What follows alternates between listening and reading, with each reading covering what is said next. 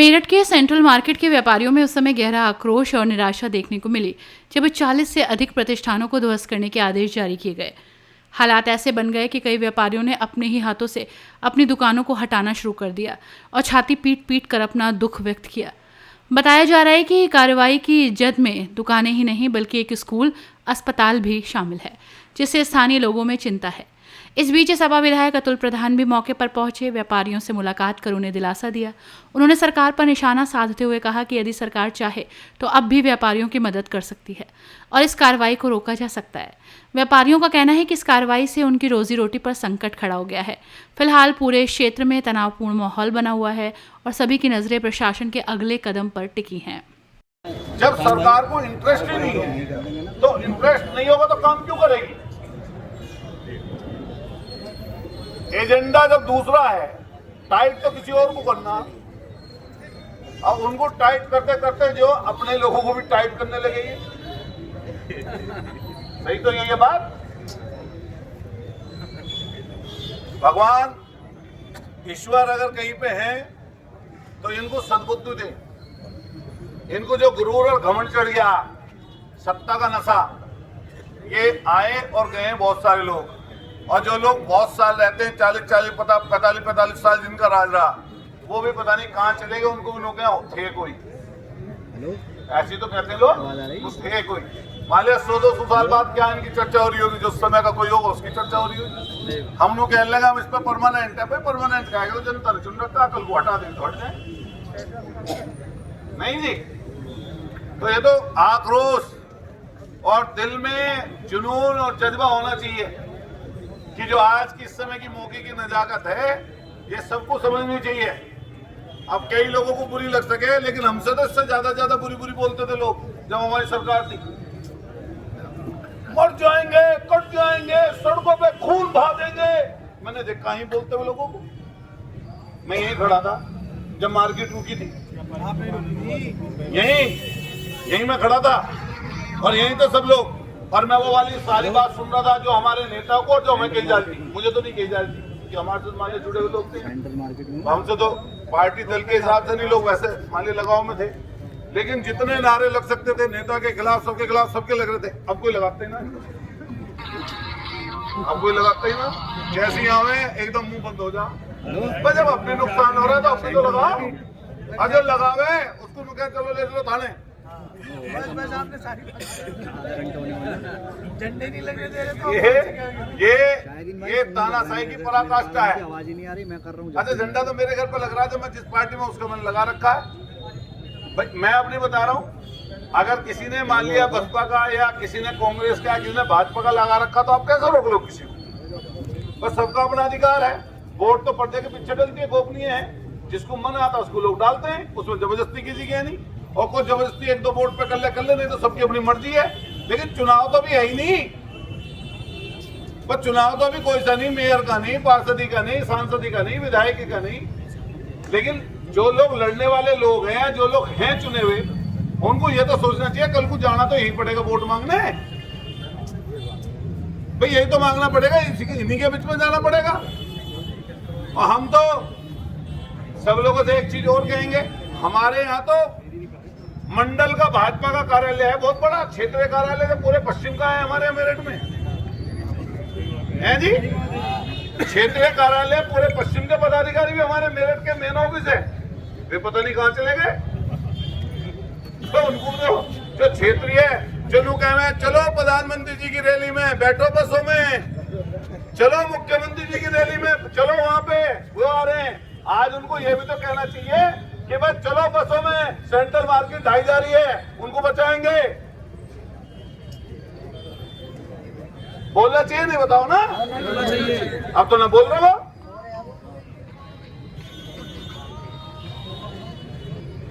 सो गए, मूर्छित हो गए, कोल्ड पी ली उन्होंने, कोल्ड सिरप जो आया था नशीला।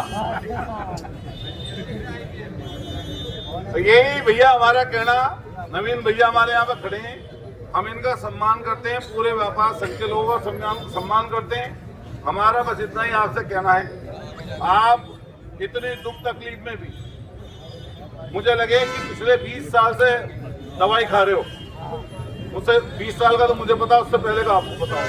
उसके बावजूद भी रात के 3 बजे तक जाग के सुबह फिर आपके बीच में आ लिए। ये जो माल खा रहे ये कहाँ है? पर ये जो जमीनों के काम में लगे पड़े, इसकी जमीन खाली तो मेरी, वहां जमीन उसकी आवास विकास से मिल रही तो ये प्लॉट मुझे मिल जा, ये आवास एमडीए की प्लॉट वहां पे मुझे मिल जावे। ये है कहां? ये उन्हें बुला लो, धीरेन्द्र जी को कथाई करा दो यहाँ, कम से कम उसी के बहाने सारे नेता आ जाएंगे कथा में। तो पब्लिक तो चलो आ जाएगी कथा सुनने, लेकिन ये नेता भी आ जाएंगे। तो मेरा सबसे यही कहना है भैया, जोर पूरे लगाने चाहिए, अधिकारियों को वार्ता करनी चाहिए। वो वाला काम कोई मत करना जिससे मान लिया प्रशासन का कुछ ऐसी चीज हो, उसके लिए मैंने व्यापारी साथियों सबसे रिक्वेस्ट करी कि भाई ऐसा कोई काम ना हो जिससे मान लिया कोई ऐसा हो नुकसान किसी का वैसा। लेकिन अपनी बात कहने के लिए सब स्वतंत्र है, हमें अधिकारी बात करें। ऐसा नहीं है आप लोग इकट्ठा हो रही, कार्रवाई हो रही है, अधिकारियों को नहीं पता है। यहाँ से लेकर लखनऊ तक के सब लोगों को पता है। अब कोई यही नेता न सोचे कि भाई मैं अनजाना कर दूं, इसे अनसुना कर दूं या अनदेखा कर दूं।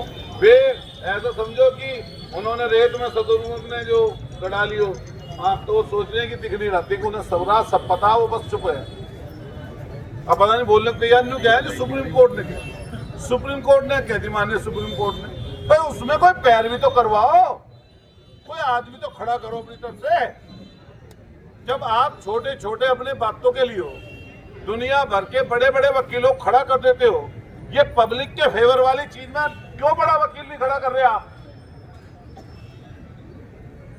और जितने इनके वकील हैं सरकार की तरफ से, वो पब्लिक की बात, सेंट्रल मार्केट के लोगों की बात कहने वाला वहां पे कोई नहीं है। अधिकारियों को बचाने वाले लोग खड़े हुए बस कि इनकी जान बच जाए, प्रमुख सचिव की जान बच जाए। और कमिश्नर को तो यही कह दिया था कि भाई इनके खिलाफ तो कार्रवाई करेंगे, उन्होंने तो चिट्ठी पिट्ठी अपनी माफी वाफी मांगी है बेचारे वहां पे। तो बहुत, मैं तो यही कहूंगा, बहुत खराब समय है। यहीं को निकल रहे हैं तो घन बजते हुए, हथौड़े चलते हुए 70 करोड़ रुपए जमा करा लिए, उसी पे भी सीलिंग की बात कह दी, उसी पे जो बना रहा है ऐसा लग रहा है जैसे एक ही जगह से बस सारी चीज जो करनी है कर दो। प्रैक्टिकली जमीन पे आके कोई देखने को तैयार नहीं है और ना उन्हें कोई सूचना उस तरह की देने वाला है। कोई आम आदमी बोलता है तो बोलता आमने सामने, तो उसके खिलाफ उन्हें मना कर देते हैं, चुप करा देते हैं मान लिया। और कोई इतनी बड़ी बात अगर कोई उस टाइप का वकील है, कोई जिसकी फेस वैल्यू बड़ी है, वो बात कर रहा सिर्फ अधिकारी को बचाने की, वो सेंट्रल मार्केट के यहाँ के व्यापारी। तो हम पूरी तरीके से आपके साथ हैं, व्यापारी जो भी संगठन है हम उनके साथ हैं। हम बस इतना चाहते हैं कि आज आपको जिस तरह की चीज चल रही है, पूरे मेरठ के व्यापारी साथियों को कॉल करना चाहिए और इसमें भेदभाव भूल के, आपस की छोटी मोटी बातें भूल के, हर व्यक्ति को यह बात सोचनी चाहिए कि भाई इसका सॉल्यूशन कैसे किस तरीके से हो। मैं आपका जो मुझे सूचना देने आए, दुख के साथ ये बात कहना चाहता हूं कि हमारे हाथ में उतनी चीजें नहीं है जिसको हम सरकार की तरफ से करा सकते, वरना हम निश्चित रूप से, भाई मैं इनकी गारंटी इसलिए नहीं सकता, मेरा भाई इनसे नहीं है वास्ता, हम उनके अलग के लोग हैं। भाई मैं अपने नेता की गारंटी ले सकता हूँ और वह उनके बिहाफ पे बात बोल रहा हूँ आपसे। जो उन्होंने मुझसे कहा, जो आप व्यापारी हो उसका, उनके बिहाफ पे मैं बोल रहा हूँ कि अगर समाजवादी पार्टी की सरकार बनेगी और जो बनने जा रही है, हम 27 में निश्चित रूप से ऐसा कानून लाके जिससे व्यापारियों की यहाँ की मदद हो जाए, पूरी मदद हम लोग कराएंगे। आपका बहुत बहुत शुक्रिया, आपने मेरी बात सुनी और हम लोगों को जैसा ही मौका मिलेगा हम उस तरह की बात करेंगे। और सदन में जिसने मेरी बात सुनी होगी, सदन में बोलते हुए पूरी सरकार के सामने मैंने बिना लाग लपेट के, बिना किसी भय के, बिना किसी लालच के, बिना किसी बात के, मैंने स्पष्ट बात वहां पे बोल कहा था। फिर मुझे मौका मिलेगा मैं फिर ये वाली बात बोलूंगा। बोलिए भारत माता की जय, हाथ उठा के बोलिए भारत माता की जय। आवाज दो, आवाज दो, जोर से बोलो तो ज्यादा देर लगाते होंगे ना नारे, हम लोग सोच रहे हैं कि क्या जोर से बोलिए, आवाज दो, आवाज दो, इंकलाब जिंदाबाद, इंकलाब जिंदाबाद। भगवान मुझे भी सद्बुद्धि दे जो घूमने मुंबई और कहाँ आओ यहाँ पे मैदान। अरे कम से कम ये दुकान के इसके शटर के धोरी बैठ जाओ कुर्सी डाल के। अरे कहीं सड़क की तरफ ना जाओ तो किसी दुकान पे बैठ जाओ आप, कम से कम यूं तो रहेगा भाई यहाँ मुंह बैठा है। हेलो, मैं एक बार माफी के साथ नेताजी के बाद में उसका तो जवाब दे वो अधिकारी जो 70 करोड़ रुपए जमा कराए, कौन देगा उसका जवाब? उसका जवाब देने के लिए वो तैयार है? कौन देगा? यही तो देंगे जवाब उसका, और कौन देगा जवाब? हम यहाँ के डीएम और कमिश्नर साहब से दोनों से कहना चाहते हैं मीडिया के माध्यम से, और जो भी यहाँ के सरकार तक जो बात सुनने वाले लोग हैं, हम उनसे सबसे कहना चाहते हैं कि अपनी जिम्मेदारी निभाइए। इन पब्लिक के लोगों की आस है इस समय कि वह उनका किसी तरीके से जो आपने कम से कम 70 करोड़ रुपए जमा कराए, इन पब्लिक की तरफ से भी आपको आवाज उठानी चाहिए, आपको बात करनी चाहिए, लेकिन उस बात को करने के लिए कोई तैयार नहीं। मैं देख रहा हूँ सब लोगों के चेहरे मायूस हैं, सब मायूस ही बैठे यहाँ पर। पूरी जिंदगी की जो गाड़ी कमाई यहाँ पे लगी हुई है उसके लिए खड़े हुए, और कई लोग ऐसे भी होंगे जब ये बिल्डिंग गिर रही थी सामने वाली तो वीडियो तो बहुत बनी, लोगों ने रोना तो देखा लेकिन मदद करने के लिए नहीं आए वो। बात सही है गलत है? लोगों ने वीडियो लाइक कर दी, उस पर कमेंट कर दिए, सरकार तक पहुंच गई, नेताओं तक पहुंच गई, अधिकारियों तक पहुंच गई, रोता हुआ देख लिया, फिलकता हुआ देख लिया, परेशान हालत में देख लिया, और ऐसी दिक्कतों दूसरी चीजें देख ली, लेकिन मदद नहीं करी। भाई मदद तो करिए, कौन करेगा मदद और कौन करवाएगा ये? इसलिए सारे लोगों को इकट्ठा होना चाहिए, और इकट्ठा होकर हमारे नवीन जी भी आ गए। नवीन जी लगातार व्यापारियों की लड़ाई लड़ते रहे, लेकिन आज मैं भैया स्पष्ट साफ कह रहा हूं आपसे, आपको सब लोगों को पूरे जिले के व्यापारियों को कॉल करना चाहिए और यहाँ पर आकर सीधे अधिकारियों से वार्ता करनी चाहिए। नहीं सही बात है, गलत है? ये भी इसमें भी नहीं मानना है कि भाई अगर ऐसी चीज का विरोध करेंगे तो भाजपा का विरोध हो जाएगा। तो भाजपा गलत करने लगा, विरोध क्यों ना हो उसका? करेंगे, खुले नू कह रहे हैं जी वो, आइए नू कह रहे हैं जी वो पहले वाली सरकार गलत थी और वो हट गई, तो गलत थी तो लोगों ने हटा दिया, तुम्हारी गलत है तो तुम्हारी को हटाएंगे, इसको कौन सी बात है? बात बताओ, सही है गलत है ये? तो लोग जो है हम तो कहेंगे इनको सबसे, नवीन जी आ गए, रात में मैंने फोटो देखी, 2 बजे तक लगातार लगे हुए थे, लेकिन आपको इनसे भी वादा लेना चाहिए। दिक्कत क्या हो रही है? आधे लोग कह रहे हैं कि हम पश्चिम को जाएंगे, आधे कह रहे हैं हम पूर्व को जाएंगे। भाई इकट्ठा तो एक दिन होना पड़ेगा। मैंने 2013-14 में, उससे पहले बसपा गवर्नमेंट में, सपा की गवर्नमेंट में आप सब लोगों के तेवर देखे, आप हमेशा 10-5 हजार लोग तो ऐसे इकट्ठे कर लिया करते थे, लेकिन आज आप कहो भी हो इनसे और ये जब भी नहीं आते जाते लोग, इसका मुझे समझ में नहीं आ रही बात। पॉलिटिकल प्रेशर अजी कहाँ का पॉलिटिकल प्रेशर? इनका तो नारा ही व्यापारियों का तो अलग है। पहले हम व्यापारी है, कैसे नारा है वो? धर्म पार्टी कोई भी है, पहले हम व्यापारी हैं, यही तो नारा लगाते हैं। हम भी कही जगह कौन पार्टी कोई हो, तो अब वो पता नहीं, अब जो दूसरे वाले मतलब 2 गुट बने पड़े हैं, तो दूसरे वालों को इसमें तो सबको इकट्ठे रहना चाहिए। हम कह रहे हैं कि मुख्यमंत्री जी हो या कोई विपक्ष का हो या कोई सत्ता पक्ष का हो, सबका एक मकसद होना चाहिए कि भाई व्यापारियों का व्यापार कैसे बचे, दुकानें कैसे बचे। हाथ उठा के बताओ, यही मकसद है हमारा, सबका किसी और का मकसद है क्या? इसी मकसद के लिए सब लोग खड़े हुए। और जब यहाँ पे जब आप लोग सब इकट्ठे हो जाओगे, सब इकट्ठे होकर एकजुटता दिखा दोगे, अभी यहाँ पे सांसद और विधायक सब लोग इकट्ठे हो जाएंगे, तो फिर कौन सी दिक्कत होगी? सब क्या दिक्कत हो जाएगी? और सांसद जी को कॉल कर दो। अगर कहीं गए हो मुंबई जहाज पकड़ के आ जाएंगे। जहाज में कितना समय लग रहा है, प्लेन से बैठे चले आओ में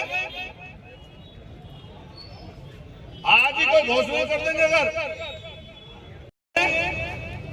उन पर तो तमंगा लगा हुआ भगवान रामचंद्र जी का, तो उनको तो कम से कम दूर तक तो लोग सुनेंगे।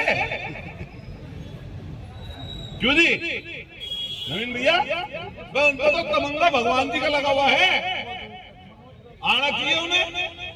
हमारे तो अखिलेश जी ने भी कही कि तुम सारे लोग आके लाइन में बैठ जाओ, जिनको भगवान राम जी के नाम पर सांसद में चुनाव लड़ाया आपने, कम से कम इन्हें आगे तो बैठाई लो यहाँ लोकसभा में।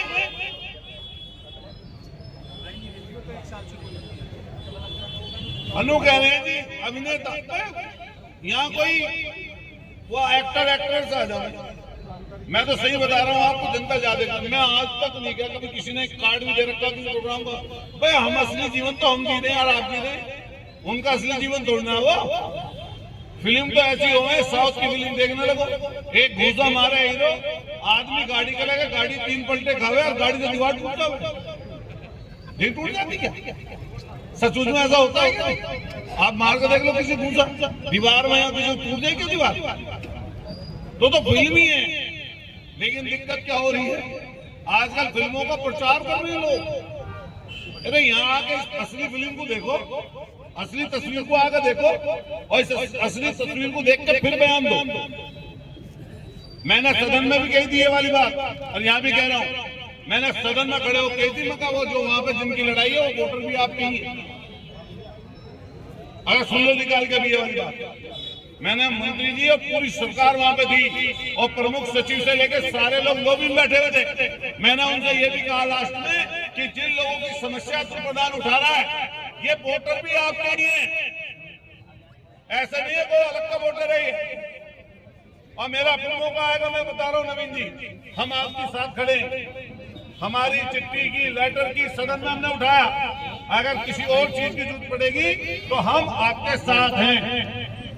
हमारी पूरी पार्टी, हमारा पूरा संगठन, हमारे माननीय अखिलेश यादव जी, हमने इनसे मिलाया था। उन्होंने स्पष्ट कहा था कि जैसे ही सरकार हमारी बदलेगी तो कोई भी कानून लाके हम व्यापारियों की मदद करेंगे।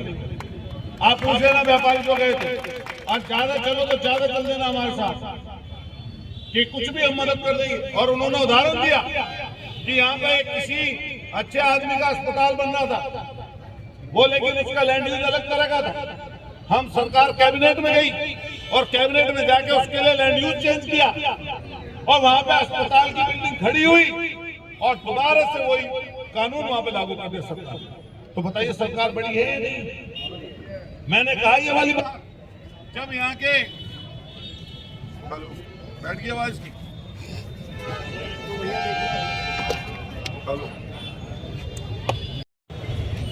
तो उन्होंने ये वाली बात कही स्पष्ट, सब सारे व्यापारियों के सामने की ये वाली बात।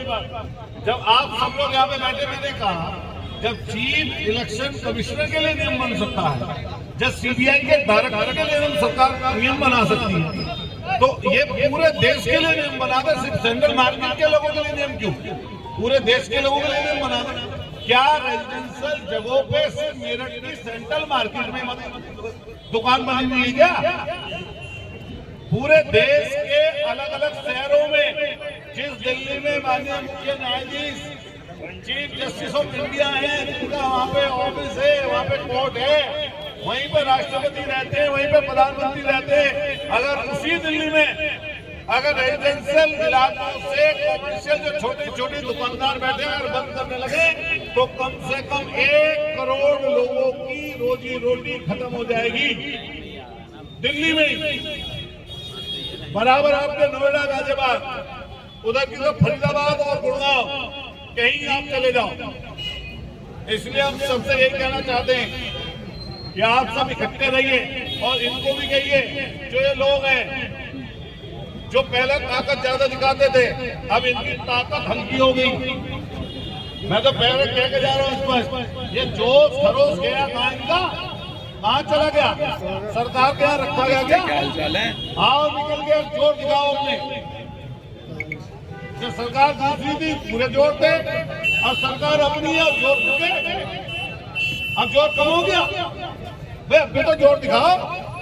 किसने रोका? सीओ आ रहा है, धमका दे रहा है, आवास विकास वाले आ रहे हैं, धमका दे रहे हैं। तुम्हारी अपनी कोई जिम्मेदारी नहीं आवास विकास के लोगों की, आपकी कोई जिम्मेदारी नहीं किसी चीज की है, इनकी जिम्मेदारी किसी की। इसलिए हम कह रहे हैं आप सब लोगों से कि हम पूर्णतः आपके साथ हैं, और अभी सदन दोबारा चलेगा, फिर उठाएंगे विषय। और आप सब लोगों से रिक्वेस्ट है कि आप सब लोग इकट्ठे रहिए, और सारे मेरठ के व्यापार संघों को इकट्ठा होना चाहिए इस पे। कोई बिना ये सोचे कि किसी को बुरा लग जाएगा, अरे बुरा लग जाएगा मतलब चुनाव भी ना कोई सा। हमारे अध्यक्ष जी नवीन जी हमारे बीच हैं, इनके नेतृत्व में सारे व्यापार संघ मेरठ के संघर्ष करेंगे। ये अभी तो नवीन जी तो अपनी तरफ से बोल देंगे, हम तो बचपन से देखते आ रहे हैं इनका संघर्ष। और ऐसा भी संघर्ष किया कि सामने वाले डर जाते थे। मुख्यमंत्री तक तब बात बोलती थी, कहते थे कि व्यापारी मेरठ का बहुत ताकतवर है, तो उनसे प्रशासन से पहले कह दिया जाता था कि कोई लड़ाई ना करना, उनसे आपस में झगड़ा ना करना। लेकिन अब क्या हो गया? अब क्या हो गया? अब तो वोट देने वाले सरकार में आपकी में ही तो है वो। मैं अच्छा बोल रहा भाई, अब क्या हो गया? अब भी तो ज्यादा ताकत दिखानी चाहिए, जब विपक्ष में ज्यादा दिखा सकते थे। तो अब तो सत्ता है, तो अब तो दिशा निर्देश देने, दिशा निर्देश दीजिए और नियम बनवाइए। कौन रोक रहा जी? मेरा तो आप सब लोगों से कहना है, ये कॉम्प्रोमाइज होने का खेल नहीं चलने का। आप सब लोग जोर लगा रहे हैं, लेकिन जो इस समय पे इनके साथ खड़ा नजर नहीं आएगा वो भी सबको दिखाई देगा। दिख भी रहा होगा, दिख रहा नहीं दिख रहा जी? अब ना दिख रहा कोई बोल लेना तो बात अलग है। सबको दिख रहा है, साथ साथ देख रहे हैं, सब समझ रहे हैं। तो अब सब लोग देखें, इसको जाने। हम तो अपनी तरफ से ये कह सकते हैं कि अगर कुछ समय इसमें लंबा चल जाए तो नियम सरकार कैसे बना सकती है। अगर हमारा मौका आ गया गवर्नमेंट का, तो हम बता देंगे कैसे बनता है, हम बता रहे हैं। और हम अपने व्याप पे नहीं बात ये कह रहे, अपने नेता माननीय अखिलेश यादव जी के व्याप पर व्यापारी जो लोग गए थे वहां पे उनके सामने बता रहे, प्रेस में बोला उन्होंने। नहीं बोला हो तो आप बता दो, संजीव भैया खड़े हैं, प्रेस में बोला। अध्यक्ष जी ने सारी बात। अरुण वशिष्ठ। अरुण जी, जो सेंट्रल मार्केट के हालात हैं आप व्यापारियों के बीच में, किस तरह की स्थिति आपको लग रही है? क्या भविष्य इन परिस्थितियों के बीच में सेंट्रल मार्केट करेगा? फिलहाल तो भविष्य व्यापारी का अंधकार में हो गया। इतनी बड़ी बर्बादी इतने बड़े स्तर पर हमारी कल्पना से भी परे है, और क्योंकि माननीय सुप्रीम कोर्ट का मामला है इसलिए कुछ कहने की स्थिति नहीं है। नहीं तो इतनी आसानी से मेरठ का व्यापारी इस विध्वंस को सहता नहीं।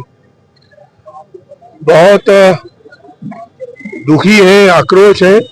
जिस व्यापारी का टूट रहा है, तकलीफ उसकी नहीं है, सारे मेरठ के व्यापारियों की तकलीफ है। अब इसमें क्या रास्ता कोर्ट से निकल सकता है, अध्यक्ष जी बता रहे थे, सब उम्मीद पर टिका हुआ है वहां। लेकिन कल जिस तरह का रुख था कोर्ट का, जिस तरह से पिछले कुछ महीने से दिखाई दे रहा है, उसमें व्यापारी की बर्बादी के आसार नजर आ रहे थे। अभी आज 40-41 भवनों का आदेश हुआ है, 9 तारीख को कोई राहत मिले वो समझ में आएगा, पर ये किसी भी तरह से रुक जाए, मुझे लगता है सरकार भी लाचार दिखाई देती है और कोर्ट भी कुछ ज्यादा ही सख्त दिखाई देती है।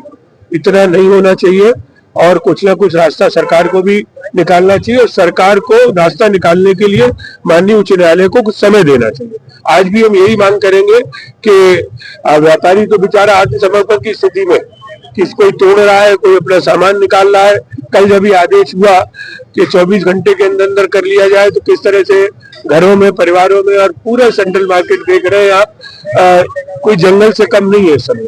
जिस तरह टूटी हुई बिल्डिंगें और सब दिखाई दे रहा है, हम सब लोग इसके लिए बहुत परेशान हैं, और भगवान से, सुप्रीम कोर्ट से और सरकार से सबसे प्रार्थना करते हैं किसी तरीके से भी इस व्यापारी को इस बर्बादी से बचने का मौका दिया जाए। जो गलतियां हमारे से हुई हैं, और अगर हमने कुछ नियम विरुद्ध किया है तो नियम में संशोधन और समन की प्रक्रिया भी प्रारंभ हुई है और उस समन को पूरा करने में भी हमें समय में अतिरिक्त कोई और नियम में संशोधन करके ढील देकर वो मौका देना चाहिए। कुछ हम ठीक करें, कुछ सरकार के माध्यम से कोर्ट उसको स्वीकार करे, यही प्रार्थना है। लेकिन जो संबंध यहाँ के करीब 60 व्यापारियों से जमा कराया आवास विकास में, उसमें भी कुछ व्यापारियों को यहाँ राहत मिलती नहीं दिख रही है, तो क्या आवास विकास की मुझे ऐसा लगता है, वैसे तो मैं ये कहूंगा कि कोई भी शायद नहीं चाहता व्यक्तिगत रूप से कि व्यापारी इस तरह से उजड़े टूटे, पर जो आवास विकास के ने किया है और जिस प्रकार से समन नीति सरकार ने लाए और उन्होंने पैसा जमा करवाया, तो निश्चित रूप से व्यापारी में आस जगी थी। अगर उनमें से भी कुछ व्यापारियों पर ये कार्रवाई हो रही है तो वो कार्रवाई तो रुकनी ही चाहिए। साथ में मैं तो एक बात और कहूंगा, हालांकि ये जिस तरह से व्यापारी पर तेजी से कार्रवाई हुई है उसी प्रकार से अधिकारियों पर भी कार्रवाई होनी चाहिए थी। सुप्रीम कोर्ट की ये भी ऑब्जर्वेशन थी कि जो अधिकारी इसमें समय समय पर दोषी रहे हैं उनके खिलाफ कार्रवाई हो और उसकी जांच भी चले। लेकिन ये अधिकारी या आपके माध्यम से मैं मांग करना चाहता हूं, आप उनसे भी पूछिए कि एक और तो घर पूरे परिवार उजड़ रहे हैं और कई अधिकारी मुझे पता लगा कोई अमेरिका में, कोई कहीं है, कोई रिटायरमेंट हो, उनके भी मकानों के, उनके प्रतिष्ठानों की भी अगर एक बार जांच हो जाती तो हमें लगता कि जो जो दोषी थे सब पर कार्रवाई हो रही है। एक तरफा कार्रवाई ये व्यापारियों पर है जो हम बहुत मुश्किल से जिसका सामना कर पा रहे हैं। ये बड़ी कठिनाई का दौर है।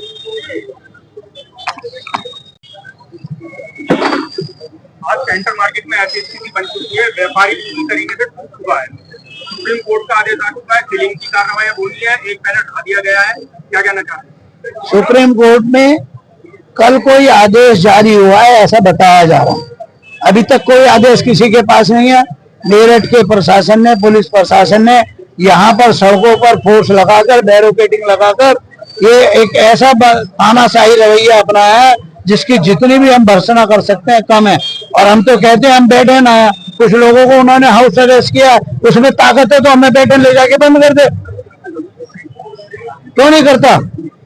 हमें पता लगा है कुछ लोगों को हाउस अरेस्ट किया गया, ताकत दिखाए अपनी, डरा रहे हैं, कमजोर लोगों को डरा रहे हैं, व्यापारी को डरा रहे हैं। कल से सारी रात हो गई है बैरिकेडिंग लगाने का काम कर रहे हैं। क्यों? व्यापारी कोई आतंकवादी है? व्यापारी की दुकानों पर सील लगने का आदेश सुप्रीम कोर्ट ने किया है, ये बताया जा रहा है।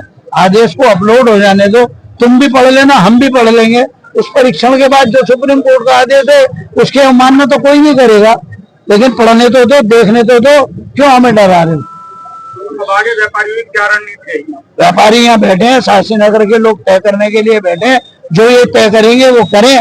अगर ज्यादा इन्होंने गुंडागर्दी की जिला प्रशासन ने तो मेरठ में हम संयुक्त व्यापार संघ के लोग खड़े हैं, मैं घोषणा कर दूंगा कि हम 9 तारीख को मेरठ बंद करें अगर उन्होंने कोई तानाशाही रवैया। व्यापारी एकता जिंदाबाद, व्यापारी एकता जिंदाबाद। थैंक यू भाई। क्या लगता है आपको कुछ राहत मिलेगी? आवास विकास होने के बाद ही कुछ हो पाएगा? आवास विकास ने हमारे व्यापारियों के साथ छल कराए, 70 करोड़ रुपए जमा कराए हैं। भ्रष्टाचार, निकम्मा, नकारा, धोखेबाज, 420, जितने भी गालियां हो वो आवास विकास है और ये सरकार का आवास विकास है। हमारे लोगों के साथ, व्यापारियों को, अपने ही लोगों को छलने का काम करा आवास विकास ने। आवास विकास के खिलाफ मोर्चा खोला जाएगा। कैसे लूट मचा रखी है, पैसा भी हड़प लिया, एनओसी भी दे दिया, कागजों पे भी, मतलब एक तरह से खुली। जो पहले चंबल के जो डाकू आया करते थे वे घोड़ों पे आया करते थे, ये गाड़ियों में बैठ के आते हैं। ये भ्रष्टाचारी लोग हैं, इनके खुद के सामने, इनकी नाक के नीचे भ्रष्टाचार होता है, ये भ्रष्टाचार करवाते हैं। और अब इस बिल्डिंगों पे सीलिंग की कार्रवाई की बात करते हैं। और जिला प्रशासन किस तरह से धोखा दे रहा है। यहाँ पे पुलिस को लगा के क्या है, अभी आदेश है नहीं, आपने क्यों यहाँ इतनी पुलिस बुला रखी है? क्या मतलब है इतनी पुलिस का यहाँ पे? देखिए, हाउस अरेस्ट की जानकारी आ रही है, वो ये लोकतंत्र की हत्या ही तो हो रही है। और क्या हो रहा है कि पूरी तरह से लोकतंत्र की हत्या है। और यदि पुलिस चाहती है तो हमें गिरफ्तार कर ले, और सुप्रीम कोर्ट यदि कहता है कि वो हमारे ऊपर गोली चला के इनको यहाँ सीलिंग कराना चाहता है तो करा ले, कोई दिक्कत नहीं है। हम कहीं भी किसी भी तरह से कानून को अपने हाथ में नहीं लेंगे। लगा दो करने का आदेश आ गया। क्या कहना चाहते हैं, क्या होगा? देखिए, माननीय सर्वोच्च न्यायालय में मामला पेंडिंग था और 1 तारीख के बाद उसमें अब कल जो नया जजमेंट हुआ है, और मेरी जानकारी तो अभी भी जो कल कोर्ट ने कहा है वो उसकी वर्डिंग्स जो थी, लेकिन कुल मिलाकर के ब्लैक एंड व्हाइट में अभी आदेश कोर्ट का नहीं आया है। उसमें कोर्ट क्या फाइनली आदेश करती है, इस पे बहुत सारी चीजें डिपेंड करती है। कोर्ट का आदेश है और कोर्ट के ही आदेश के अनुसार लीगल तरीके से अपनी लड़ाई लड़ने के लिए हम लोग तैयार हैं। अपनी बात को हम कह भी रहे हैं और 9 तारीख में जो डेट लगी है उसमें फिर कहेंगे। और अभी वर्तमान में चूंकि सुप्रीम कोर्ट ने कहा है सील करने की बात, तो 24 घंटे वाली बात थी, वो शायद उन्होंने अभी जो मोटे तौर पर विड्रॉ हुई है, लेकिन अल्टीमेटली सील का आदेश तो है ही है। कुल मिलाकर के डिपेंड ये करता है कि क्या आदेश आने वाला है। आदेश आ जाए, आदेश पढ़ लिया जाए, और उसके बाद क्या रास्ता निकलता है अगली रणनीति उसी पे तय। जो हालात है, जिस तरह के हालात तो नाजुक है, अब व्यापारी पीड़ित हुआ है और निश्चित तौर पे व्यापार उजड़ रहा है। और एक कहावत है कि घर का कोई व्यक्ति मर जाए तो आदमी बैठ के रोता है, लेकिन अगर व्यापार उजड़े तो आदमी व्यापार को उजड़े में व्यापार को खड़ा हुआ देखता है। जो हालात है, क्या आपका भविष्य? नहीं, देखिए, हताश और निराश होने की आवश्यकता मैं नहीं समझता हूं। जैसे अब कुल 42 भवनों पे आके रुक गया है मामला, तो बाकी भी 9 तारीख में क्या जजमेंट होता है, क्योंकि कल जो कोर्ट का रुख था उसमें कहीं ना कहीं मुझको लगता है कहीं थोड़ा सा कंसीडर करने की कोशिश कोर्ट ने की है, और ये विचार कोर्ट को निश्चित तौर पे करना चाहिए। हालांकि कोर्ट के किसी निर्णय पे कोई बात का नाम मानने की श्रेणी में आता है, लेकिन बच्चों का भी भविष्य है, अस्पताल भी है, बैंक भी है, व्यापारी भी है। इन सभी चारों कॉर्नर को कोर्ट एक बार कंसीडर करे। हमारा आग्रह कोर्ट से है और हम लोग सब अपने व्यापारी के साथ खड़े हैं। जो हर संभव मदद होगी उसके लिए हम लोग तैयार करें।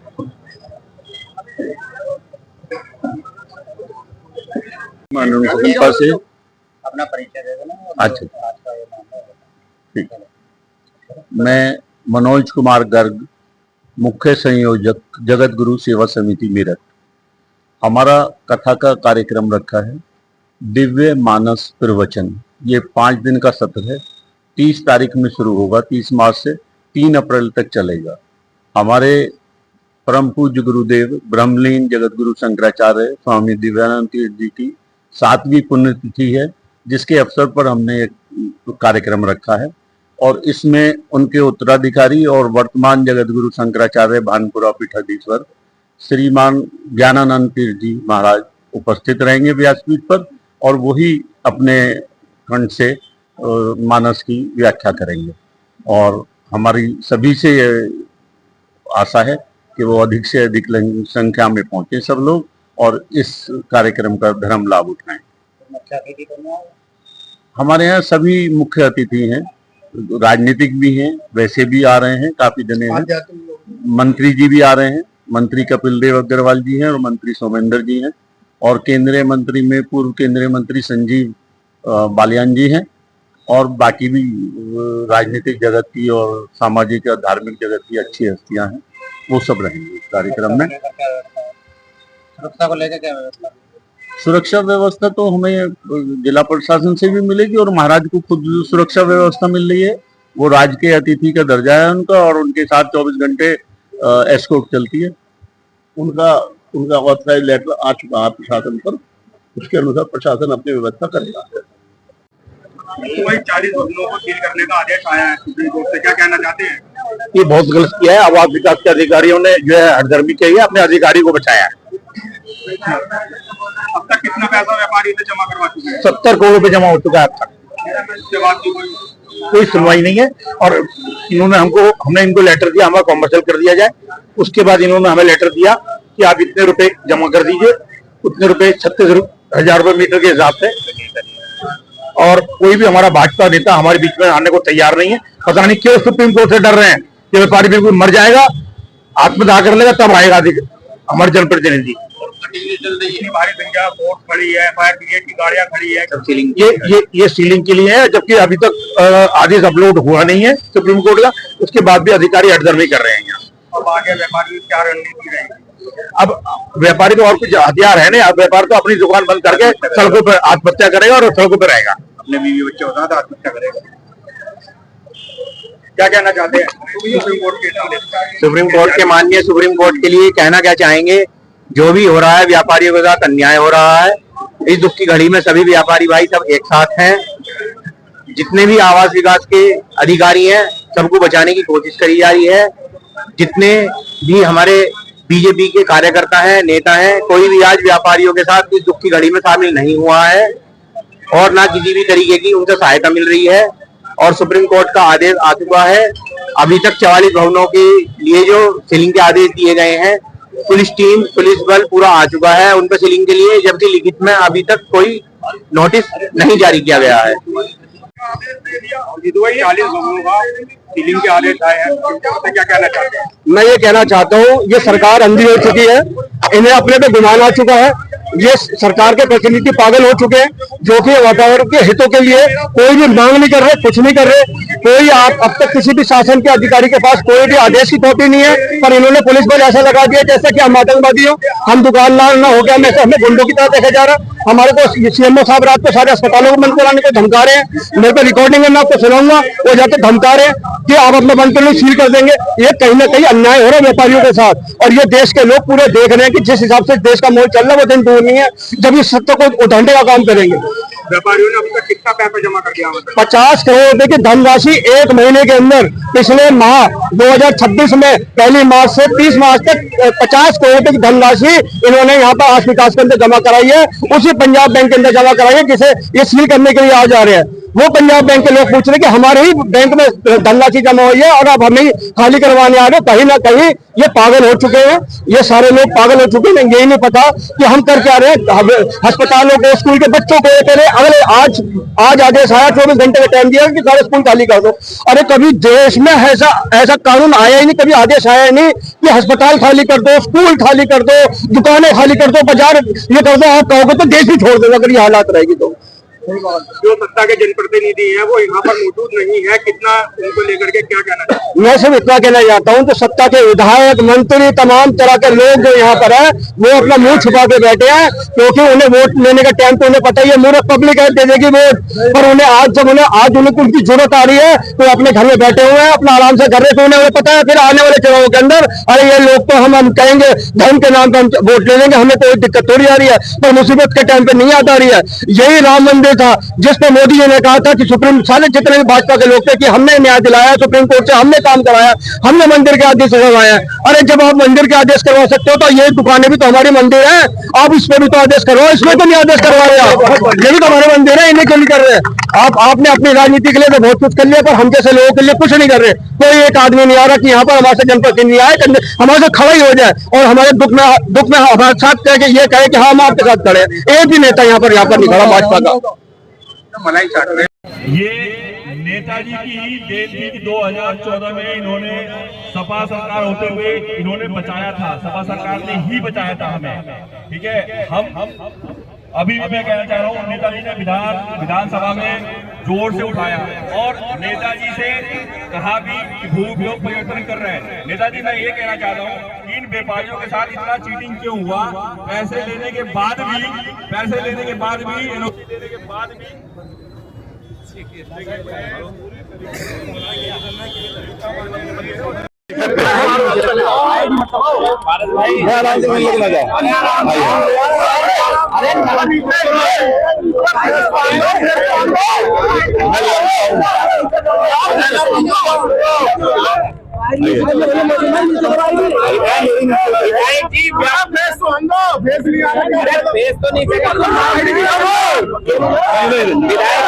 व्यापारियों के बीच में पहुंचे हैं, व्यापारियों से संवाद ये जो सेंट्रल मार्केट है, ये इस चीज से हमारा जुड़ाव सिर्फ राजनीतिक या पॉलिटिकल नहीं है। मैं यहीं पर, मेरा बराबर में घर है, मुश्किल से आधा किलोमीटर की दूरी पर। यहाँ के लोगों से मेरा आत्मीय लगाव है, मैं यहीं का रहने वाला हूँ। हम लोगों ने बचपन यहीं से गुजारा है, यहीं पर हम लोग इन्हीं गली मोहल्लों में खेलकर बड़े हुए हैं, यहीं पर पढ़ाई की है, यहीं पर सामान खरीदते आए हैं, तो यहाँ से लगाव अलग तरीके का हमारा है। और हम लोग पहले दिन से व्यापारियों के साथ खड़े हैं।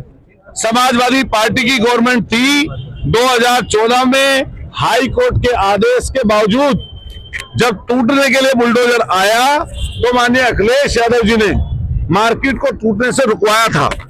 और उसके बाद अब 10 साल 12 साल निकलने के बाद भी भारतीय जनता पार्टी की डबल इंजन की सरकार होते हुए भी, और जब वो नियम कानून लगातार लाते रहते हैं अपने फेवर में, ऐसे में पूरे सेंट्रल मार्केट की समस्या अकेले सिर्फ उत्तर प्रदेश सेंट्रल मार्केट की नहीं है, ये पूरे देश की समस्या है। रेजिडेंशियल इलाकों में रोजगार न होने के कारण बड़ी संख्या में लोग रेजिडेंशियल इलाकों में छोटी छोटी दुकानें करके अपना व्यापार, अपना जीवन यापन कर रहे हैं। लेकिन ये सरकार हर तरीके से फेलियर की तरफ है। अपने कुछ चंद बड़े उद्योगपति साथियों को बचाने के अलावा, उसके अलावा इनका बाकी किसी लोगों से मतलब नहीं है। अब अभी अगर इन लोगों ने अगर तेल की कीमतें अगर घटाई नहीं और उसके अलावा 10 रुपए टैक्स जितनी बड़ी कंपनियां थी रिलायंस से लेकर और कंपनियां, उनको लाभ देने का काम किया। इसी तरीके से अपने उद्योगपति, बड़े उद्योगपतियों को तो मदद करने का एक काम करती है अडानी और अंबानी जैसे लोगों को, लेकिन जो हमारे देश की रीढ़ है, जो हमारा व्यापारी है, जो छोटे छोटे काम करके जीवन यापन कर रहे हैं, देश जिससे चल रहा है, उनकी मदद ये सरकार नहीं करना चाहती। इसी में जो सेंट्रल मार्केट है, इस सेंट्रल मार्केट में हम लोगों ने सदन में ये बात पहले भी उठाई थी, अभी पिछले सदन में भी हमने ये बात उठाई, और सदन में उठाने के बाद में भी इन्होंने मदद करने का काम कुछ नहीं किया। सदन में बाकायदा सरकार की तरफ से कहा गया कि कंपाउंडिंग कराकर, सेटबैक छुड़वाकर हम व्यापारियों को मदद करेंगे। 70 करोड़ रुपया हमारे सेंट्रल मार्केट के लोगों को जमा करा लिया, यहाँ के लोगों से, व्यापारियों से, लेकिन आज उनकी भी जो मार्केट, उनकी भी छोटी छोटी दुकानें तोड़ने का, उनको सील करने का काम ये सरकार के लोग कर रहे हैं। हम स्पष्ट मांग करते हैं कि सरकार कानून लाकर सरकार इन व्यापारी भाइयों की मदद करे, और जैसे ही 2027 में माननीय अखिलेश यादव जी की सरकार बनेगी, माननीय अखिलेश यादव जी मुख्यमंत्री बनेंगे, उनके ब्याह पे मैं कहना चाहता हूं, उन्होंने व्यापारी भाइयों से कहा भी था कि कुछ भी रास्ता निकालकर यहाँ के व्यापारी भाइयों को मदद करने का काम हम लोग करेंगे। व्यापारियों ने बहुत मोटा अमाउंट जमा किया, उसके बावजूद भी सीलिंग की कार्रवाई, लड्डू बांटे गए। ये पहले दिन से मैं कह रहा हूँ, लड्डू बांट रहे थे, शटर उठवा रहे थे, खुद यहाँ पे सांसद जी यहाँ पे मौके पर थे, यहाँ के और नेता मौके पर थे, लेकिन वो सिर्फ छलावा था, धोखा था। मैंने पूर्व में भी ये बात आके कही थी कि इनके हाथ में नहीं है ये चीज। सरकार नियम बनाए और नियम बनाकर यहाँ पर मार्केट के व्यापारियों की मदद करे तो मदद हो सकती है, नहीं तो मदद नहीं हो पाएगी। मैं आज फिर कह के जा रहा हूँ, अगर सरकार चाहे तो आज भी इनकी मदद सरकार कर सकती है, नियम बनाकर, कानून लाकर। अभी 16, 17 और 18 को स्पेशल सेशन बुलाया जा रहा है संसद का।